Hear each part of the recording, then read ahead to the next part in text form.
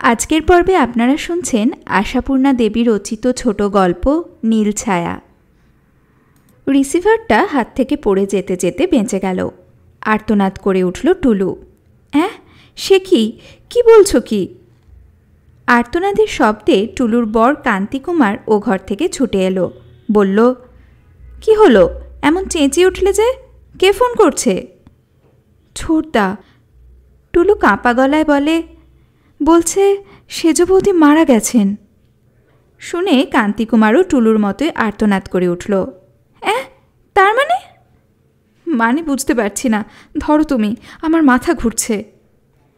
রিসিভারটা বরের হাতে তুলে দিয়ে বিছানায় বসে পড়ল টুলু। কান্তিকুমারের একতরফা কথা থেকেই যেটুকু মানে বুঝতে পারা যায়, যাক, এখনই তো ছুটতে হবেই, পৌঁছতে হবে অকুস্থলে। শুধু যাবার আগে একবার জেনে নেওয়া এমন আকস্মিক দুর্ঘটনার কারণ কি। কান্তিকুমার বলে চলেছে, কি বললে? এইমাত্র ডাক্তার ডাকবার সময় পর্যন্ত পাওয়া যায়নি? কি আশ্চর্য! অমন শরীর, গতরাত্রেও যথারীতি খেয়েছেন, শুয়েছেন। সেজদার কথা কি বললে? ও একেবারে পাগলের মতো করছেন? তা তো করবেনই, এরকম ক্ষেত্রে পাগলামিটাই তো স্বাভাবিক। ইস, একেবারে চিকিৎসার সময় পর্যন্ত পেলেন না। আচ্ছা, আমরা এক্ষুনি যাচ্ছি, কয়েক মিনিট পরেই। এদিকে টুলুর আবার শুনেই মাথা ঘুরছে। তা এ সংবাদ শুনে মাথা ঘুরল আজ বহুজনের। টুলুর সেজবৌদির ভক্ত, অনুরক্ত, অনুগ্রাহীর সংখ্যা তো কম নয়। টুলুর সেজবৌদি মানে শুধু টুলুর সেজদার বউ নয়, সে যে অনেক কিছু। সে হচ্ছে দেশের একজন, দশের একজন।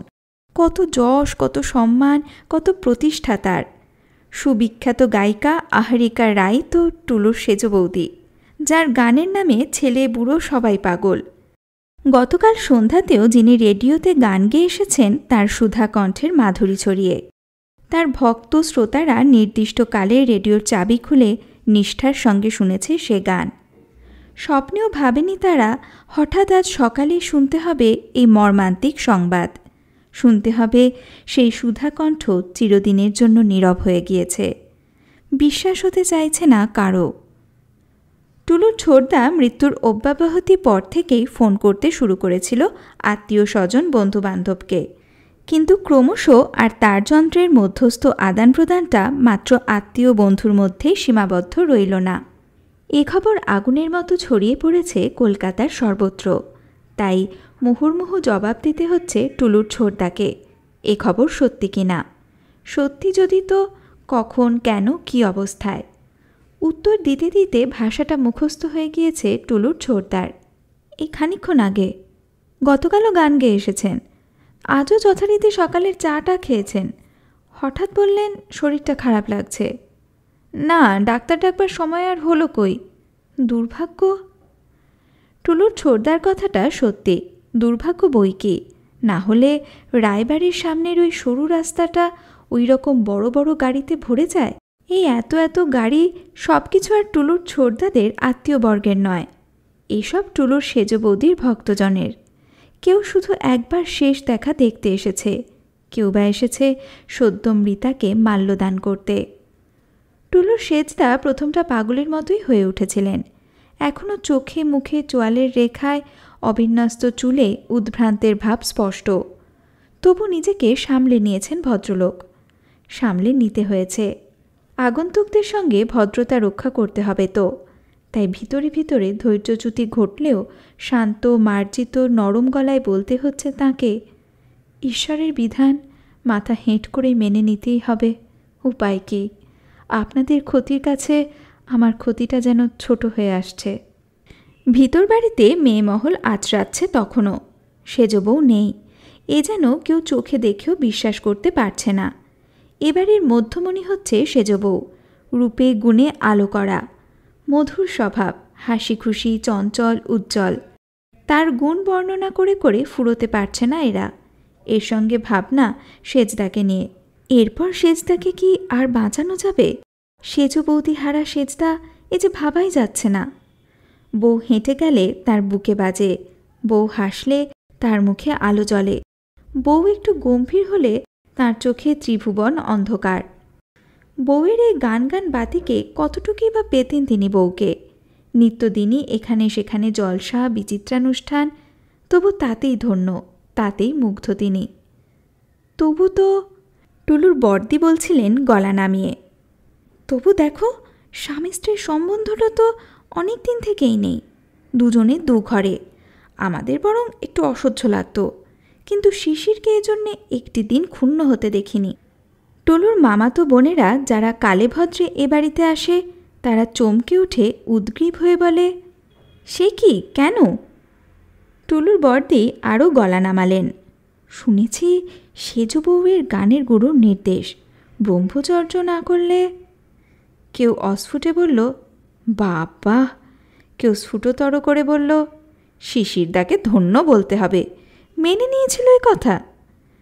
টুলুর বড়দি চোখ গোল করে বলে উঠেছিলেন, ও বাবা, তা আবার নেবে না? বউয়ের গানের উন্নতি করেই তো।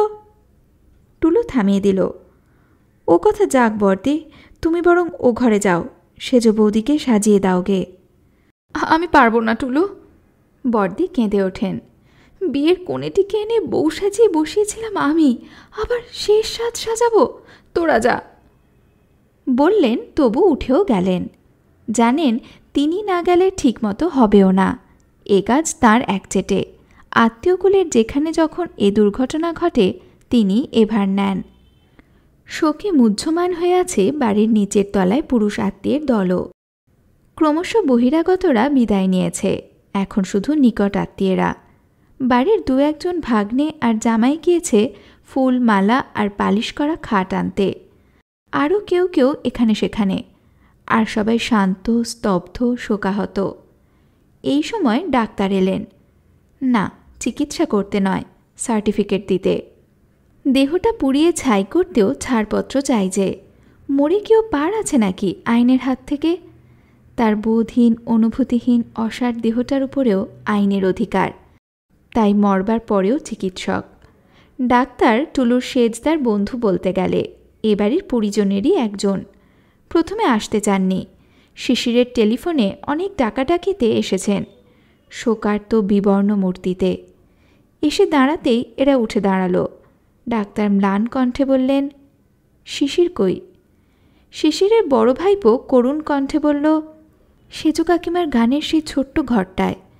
সকাল থেকে ক্রমাগত বাইরের লোকের সঙ্গে কথা বলতে বলতে খুব টায়ার্ড হয়ে পড়েছেন তো। ডাক্তার অস্ফুটে কি একটা বলে ধীরে ধীরে উঠে গেলেন সিঁড়ি দিয়ে। পরিচিত ঘরবাড়ি, অবারিত দ্বার। উঠে এসে একবার মৃতার ঘরের মধ্যে গিয়ে দাঁড়ালেন। নীল ছায়াচ্ছন্ন সুন্দরী শুয়ে আছে এখনও নিজের খাট বিছানায়। টুলুর বড়দির সাজানো পর্ব তখন সবে মিটেছে। নতুন শাড়ি আর সিঁদুর চন্দনের চাকচিক্যেও নীল আভাটা কি ঢাকা পড়েনি? নইলে ডাক্তার অমন শিউরে স্তব্ধ হয়ে গেলেন কেন? টুলুর বড়দি ডুকরে উঠলেন, ডাক্তার, এ কি হলো ভাই? ডাক্তার নীরবে একবার কপালে হাত ঠেকিয়ে বারান্দায় ও কোণে সে ছোট্ট ঘরটায় এসে ঢুকলেন, সেজ বউয়ের সেই গানের ঘরে। একটা টেবিলের ধারে বসে রয়েছে শিশির। ডাক্তার ঘরে ঢুকেই দরজাটা ভেজিয়ে দিয়ে তার কাঁধটা ধরে ঝাঁকুনি দিয়ে চাপা গর্জনে বলে উঠলেন, কি করেছ কি তুমি, শয়তান পশু?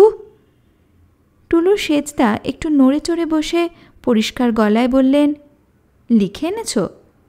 ডাক্তার ওর ওই নিরুত্তাপ ভাব একটু সামলে নিয়ে মাথা নেড়ে বললেন, ডেড বডি না দেখে লিখব কি করে? ও, ওটা বুঝি আইন নয়? তোমরা ডাক্তাররা যে আবার সর্বদা আইন বাঁচিয়ে চলো। যাক, দেখা হয়েছে তো? না, হয়নি। ডাক্তার আবার বলে উঠলেন, দেব না আমি সার্টিফিকেট, পুলিশে হ্যান্ড ওভার করব তোমায়। শিশিরের মুখে অদ্ভুত একটা হাসি খেলে গেল। পাগল, তাই কখনো পারো? কাগজ আনোনি? এনেছ? লেখো, সহজ, স্বাভাবিক, নির্ভেজাল, সাধারণ মৃত্যু।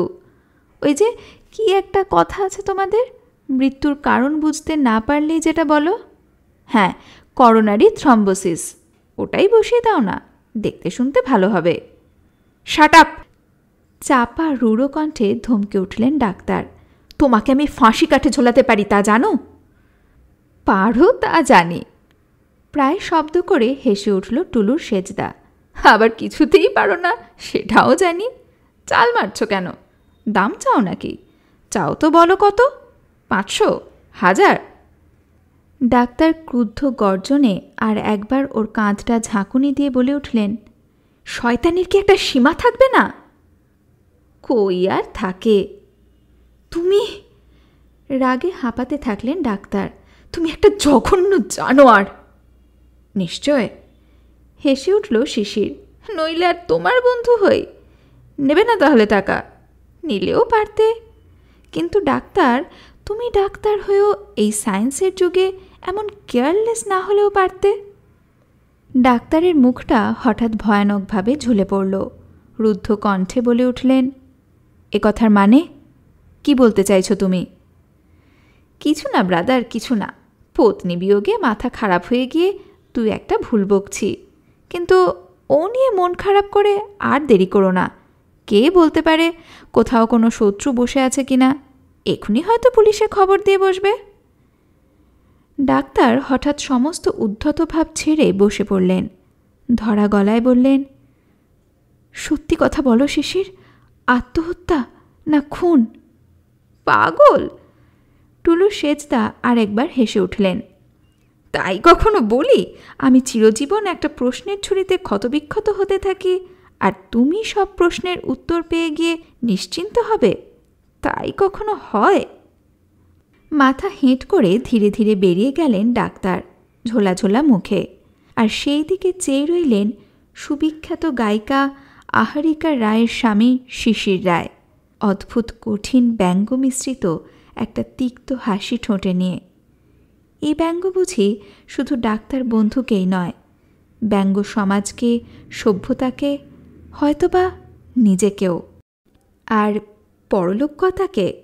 না, তার জন্যে এখন আর ব্যঙ্গ নেই, বিদ্রূপ নেই, আগুন নেই, আছে এতটুকু একটু করুণা।